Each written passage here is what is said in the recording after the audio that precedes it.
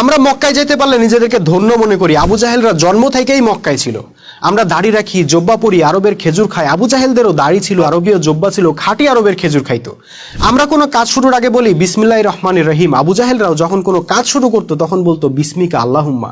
আমরা কাবাকে আল্লাহর ঘর বইলা বিশ্বাস করি, প্রতি বছর হজ উমরা করতে যাই। আবু জাহেলরাও কাবাকে আল্লাহর ঘর বইলা বিশ্বাস করতো, প্রতি বছর হজ করতো, উমরা করতো। আমরা ইব্রাহিম আলাইহিস সালামকে জাতির পিতা মনে করি, সুন্নতে খাতনা করি, পশু কুরবানি দেই। আবু জাহেলরাও নিজেদেরকে মিল্লাতে ইব্রাহিম বলে বিশ্বাস করত, খতনা করত, পশু কুরবানি দিত।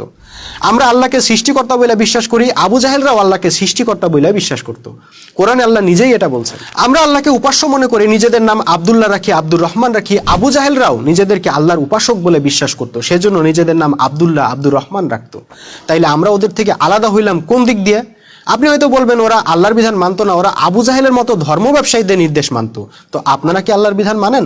ওরা যেমন আল্লাহর উপাসনা করলো, আল্লাহর বিধান মানতো না, আবু জাহেলদের তৈরি বিধান মানতো, তেমনি আপনারাও তো আল্লাহর বিধান মানেন না। ব্রিটিশ প্রভুদের দেওয়া বিধানে আপনাদের রাজনীতি, অর্থনীতি, বিচার ব্যবস্থা চলে। তাহলে ওদের উপাসনা যদি ব্যর্থ হয়, আল্লাহ গ্রহণ না করেন, তাহলে আপনার উপাসনা ঠিক কোন কারণে আল্লাহ গ্রহণ করবেন একটু বলেন।